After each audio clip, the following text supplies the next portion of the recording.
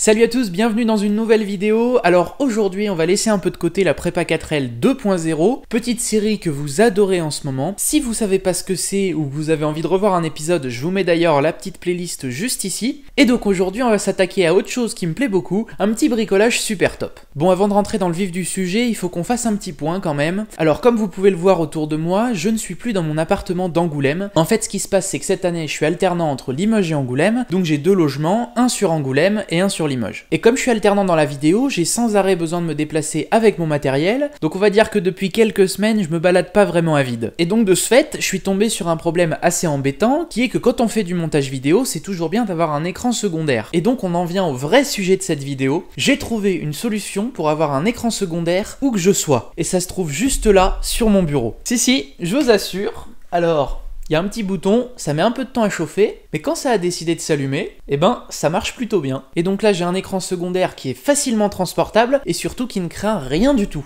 Alors là j'adorerais pouvoir vous mettre en description un petit lien pour que vous puissiez acheter cette mallette avec un écran intégré, et puis que cette vidéo ça soit juste un petit test en disant bah voilà j'ai trouvé un super écran, il est vraiment bien, achetez-le, je le recommande. Mais non, parce que en fait ça n'existe pas, ou du moins j'ai pas réussi à en trouver, donc du coup aujourd'hui je vais vous montrer comment fabriquer ça. Allez c'est parti, timelapse. Pour commencer, il va falloir mesurer la taille de l'écran pour pouvoir le centrer au centre de la mallette.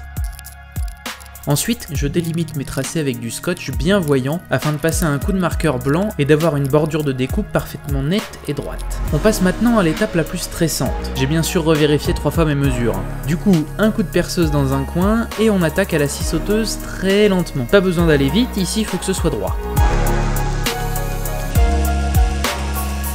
Et un petit coup de papier de verre pour enlever les copeaux de plastique. Et une fois que c'est propre, je découpe un bout de polycarbonate aux dimensions du fond de la mallette. Ici pas de plexiglas parce que contrairement au polycarbonate, ça casse trop facilement. Je vais maintenant coller le polycarbonate au fond. Du coup je raye bien la surface de la mallette qui a un traitement de surface glissant. Et surtout, je dégraisse avec un coup d'essence F. Puis je mets un cordon de mastic PU généreux tout le tour avant de mettre la vitre.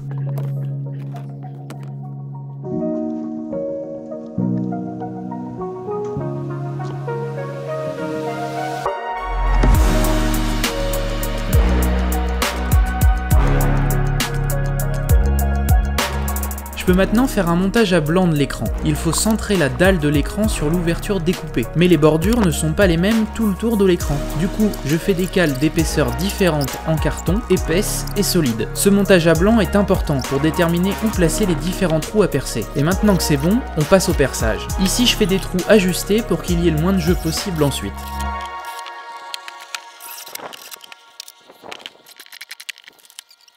Maintenant, je vais aussi m'occuper de rallonger les fils reliés à la platine du contrôle des menus de l'écran. Il faut que ce soit encore accessible malgré la mallette. Je rallonge donc les 6 micro-fils de 15 cm. Une fois que c'est fait, j'attaque le système 220 volts de la mallette. Je récupère une rallonge que je coupe en deux. D'un côté, la prise et de l'autre, la multiprise. Je vais relier directement la multiprise à la connectique d'alimentation qui sera sur l'extérieur de la mallette. Et pour la prise, je vais m'en servir pour relier les deux prises que je vais mettre sur l'extérieur de la mallette.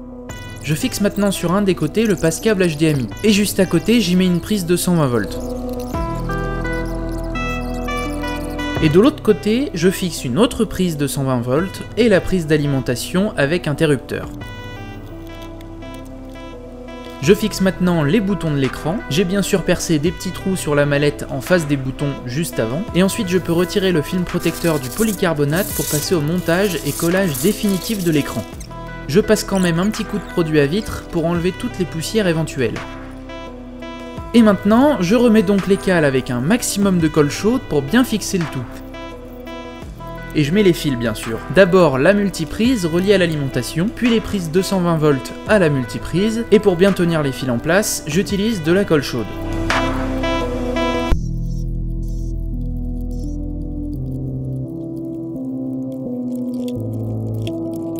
Je connecte ensuite le câble VGA à l'écran, que je relie ensuite à un adaptateur VGA vers HDMI, relié lui-même au passe-câble HDMI de la mallette. Et bien sûr, pour finir, je n'oublie pas de connecter le fil d'alimentation de l'écran. Et du coup, voilà ce que ça donne une fois que c'est terminé. C'est un bel écran de 22 pouces, BenQ, il me semble. Voilà, c'est un truc vraiment basique en VGA. Donc c'est plutôt pratique et puis ça marche plutôt bien. Donc voilà, la mallette terminée. Et ce qu'on n'a pas bien vu dans la vidéo de fabrication, c'est que quand on l'ouvre, dedans, il y a des cases dans de la mousse qui sont accessibles pour ranger des choses. Et moi, ce que j'ai fait, c'est que j'ai retiré un étage de mousse pour pouvoir loger l'écran dedans. Donc là, il y a la place pour mettre diverses choses. Là, par exemple, vous avez le câble HDMI qui sert à relier la mallette à l'ordinateur. Vous avez aussi le câble d'alimentation standard qu'on trouve un peu partout pour alimenter beaucoup d'appareils électriques. Mais surtout, ce qui est important ici, c'est que les mousses, on peut encore les retirer. Et une fois que la mousse est retirée, on a accès directement à tout ce qui concerne cette mallette. Donc, pour suivre le schéma électrique à peu près, en gros, juste ici, dessous, vous avez l'alimentation générale qui arrive. Donc, le plus, le moins et la terre qui passent dans ce câble et qui vont dans cette multiprise. Donc cette multiprise est bien reliée au plus et au moins, donc il y a du courant, mais c'est aussi relié à la terre. Ça, c'était un truc important également, parce que sinon, c'est pas aux normes, et c'est pas terrible en fait, voilà. Du coup, une fois qu'on est arrivé là, il y a un autre câble qui repart, hop, dans la première prise, 220 volts, donc toujours pareil, le plus, le moins et la terre.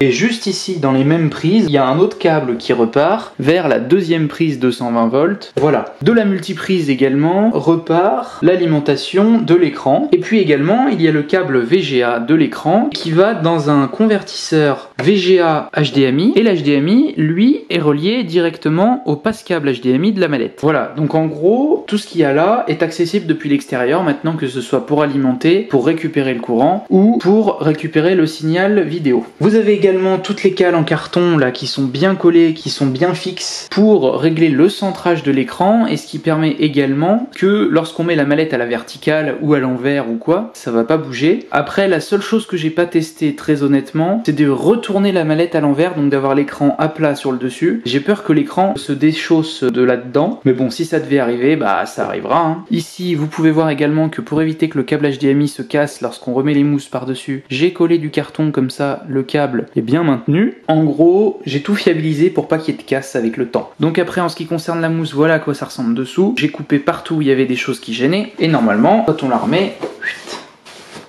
ça y va tout seul, et donc on peut re-ranger les câbles dedans, et refermer la mallette pour aller où l'on souhaite. Alors ici sur le côté, c'est le côté où il y a le câble HDMI. En fait, c'est juste deux femelles HDMI. Donc d'un côté on branche le mâle et de l'autre côté on branche un autre mâle. Voilà, et j'ai mis un petit cache histoire qu'il n'y ait pas de poussière qui rentre dedans. On a ensuite une prise 220 volts et de l'autre côté, alors ce que je dis pas ici, c'est que la mallette elle est quand même un peu lourde, ça fait peut-être pas loin de 10 kg. Et de l'autre côté, on a toujours une autre prise 220 volts et puis là, l'alimentation 3 broches et puis surtout un petit interrupteur qui permet d'allumer ou d'éteindre l'écran rapidement. C'est franchement pratique. Ensuite, donc ça c'est sous la mallette, vous voyez que là il y a 5-6 trous, c'est les trous des boutons de l'écran avec la petite LED, ce qui fait que quand l'écran est allumé, il y a la petite lumière bleue qui est projetée sur la table, mais les 5 petits boutons sont peu accessibles, mais avec un crayon, on arrive à aller au fond des boutons, et en fait, comme les réglages ne changent pas, eh bien ça suffit amplement. Et maintenant, la partie écran, et là ce qui était intéressant, c'est que j'ai laissé l'écran d'origine dedans, ce qui fait qu'il y a un espace entre le polycarbonate et le réel écran, donc si jamais il y a un truc qui appuie dessus, un impact ou quoi, ça vient pas directement casser la dalle de l'écran dessous, ce qui est assez pratique. Voilà globalement la mallette.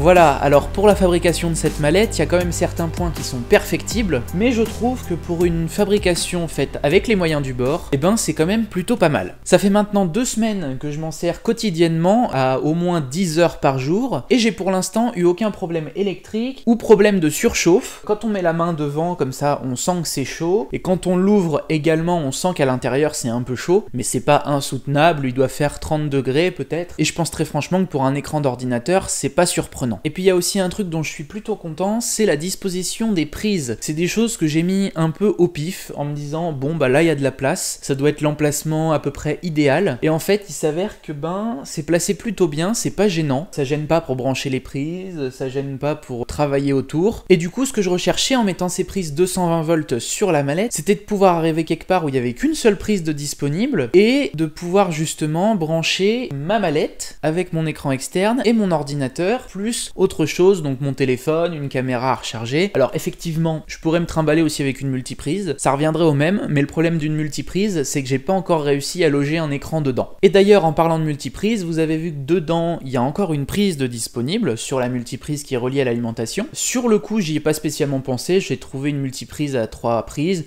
donc je me suis dit bah ça fera l'affaire, voilà. Et en fait en y réfléchissant bien, maintenant que je suis ici et que je travaille quotidiennement là, je me rends compte en fait que il me manquerait sûrement des enceintes, et donc je suis en train de faire quelques recherches pour voir s'il serait pas possible d'adapter un système son stéréo, un truc complet qui ne dénature pas la mallette et qui reste dans cette idée de départ avec les prises HDMI sur le côté et les prises de 120 volts. Voilà, vous inquiétez pas, de toute façon si ça se fait vous aurez une petite vidéo dédiée parce que c'est quand même une jolie amélioration. Bon sinon depuis tout à l'heure je fais des louanges à ma mallette, mais il y a quand même quelques points qui sont perfectibles et vraiment pas top. Déjà un truc un peu embêtant, c'est pas vraiment le truc de folie ou quoi, c'est que l'écran est légèrement incliné vers l'avant, puisque quand la mallette est posée au sol, ou sur mon bureau dans ce cas-là, et ben la mallette a une certaine inclinaison qui fait que l'écran se retrouve incliné tout simplement. Pour pallier à ça, j'aurais pu mettre l'écran dans le couvercle de la mallette, mais j'ai pas trouvé ça pratique, et puis si on ouvrait l'écran, il y aurait eu des torsions avec les fils, ça aurait fini par s'abîmer ou quoi, et puis on n'aurait pas pu ranger d'autres choses dans la mallette, ça aurait été beaucoup plus compliqué. Donc là je l'ai mis au fond, au moins je suis sûr que ça gêne pas, il n'y a pas de manipulation à faire avec les fils ou quoi. Mais du coup ça penche légèrement, et comme c'est un écran qui date un peu en VGA, et ben la luminosité est pas très bien gérée quand on regarde l'écran légèrement en biais, et donc les couleurs paraissent très vives et très claires, donc c'est un peu embêtant. Mais bon, je m'en sers d'écran secondaire, je m'en sers pas pour de la retouche photo, de la retouche vidéo ou quoi, c'est vraiment pour mettre des boîtes outils de logiciels ou voilà. Et de toute façon ce souci il est vraiment personnel puisque il est en rapport avec la mallette en fait, il suffirait simplement de prendre une autre mallette qui a une disposition un peu différente et en fait le problème pourrait se régler et d'autres problèmes pourraient apparaître. Voilà, là c'est vraiment un souci que j'ai eu avec ma mallette à moi, mais que je vous mets quand même en description. Voilà, cette vidéo c'est un peu le point final de la construction de cette mallette, même s'il y a des petites améliorations à faire comme je vous l'ai dit, mais en fait ça fait déjà plus de 6 mois que j'ai réfléchi à ce projet, que je me renseigne sur ce qui existe, quelles prises existent à mettre, est-ce que c'est un projet qui est viable, qui va être fiable, et donc c'est un projet qui m'a pris 6 mois en termes de recherche et de réflexion. En termes de budget, j'avais pas vraiment de limite. La seule limite que j'avais, c'était pas de dépasser des prix astronomiques, parce que de toute façon, j'ai dit que ça n'existait pas, mais il y a certaines entreprises qui fabriquent tout de même des écrans rabattables qu'on peut fixer sur son PC portable, donc c'est des écrans qui sont très légers et très facilement repliables pour les ranger dans la même housse que son PC, mais c'est des prix astronomiques, je crois que le modèle 17 pouces avoisine les 1000 €, donc je voulais avoir un tarif qui soit pas non plus excessif. Donc là, en termes de fourniture, sans parler de l'écran, ça m'a coûté 150 € maximum. J'ai pas vraiment les chiffres en tête, mais voilà, partez dans l'idée que si vous avez déjà l'écran, 100 à 150 € c'est pas mal pour faire ce projet. Et puis même si vous avez pas d'écran, j'ai pas spécialement de fourchette de prix en tête, mais je crois qu'un écran VGA qui a une bonne dizaine d'années, ça doit pas coûter très très cher. C'est des écrans qui sont de moins en moins utilisés aujourd'hui, on trouve que de l'HDMI il me semble maintenant, donc bon, c'est des écrans qui sont facilement trouvables, même au fin fond du placard ou du grenier. Et puis j'ai envie de vous dire que dans mon cas, c'est une mallette qui va être beaucoup transportée, beaucoup manipulée, donc je pouvais pas me permettre de mettre un écran de folie dedans. Un écran VGA bas de gamme, premier prix ou qui a une dizaine d'années, moi ça me suffisait amplement, parce que de toute façon, je suis conscient que demain, il se peut que la mallette tombe, qu'il se passe quelque chose et que l'écran soit abîmé ou inutilisable, donc bon, je voulais pas mettre des prix exorbitants. Voilà, sur ce, j'espère que la vidéo vous a plu. Si c'est le cas, vous pouvez laisser un petit pouce bleu, vous abonner, partager la vidéo et la commenter. Et puis il y a un dernier petit point sur lequel je voulais revenir, j'ai filmé cette vidéo avec mon nouvel appareil photo, donc vous pouvez me dire en commentaire si vous trouvez qu'il y a une différence par rapport à avant, sachant qu'avant j'ai toujours utilisé la caméra de mon iPhone 6S, donc qui date déjà un petit peu. Là on passe à vraiment à toute autre chose, c'est une caméra de type réflexe, et de toute façon plus ça ira, plus les vidéos seront de meilleure qualité, parce que là c'est vraiment la première fois que je m'en sers, donc il y a peut-être des petites choses que j'ai pas très bien réglées, malgré que je sois en études d'audiovisuel. Voilà, sur ce, moi je vous dis à très bientôt dans une nouvelle vidéo. Allez, salut! Je suis dans ma R4, 4, 4, 4. Non mec bien. Je suis dans ma R4, 4, 4, 4. Eh ouais. Je sais tirer, même qu'une fois je l'ai plombé. Il avait ses fesses sur ma caisse. Faut pas. Bon, j'espère vraiment que la vidéo elle était bien. De toute façon, si elle est en ligne, c'est qu'elle est pas mal.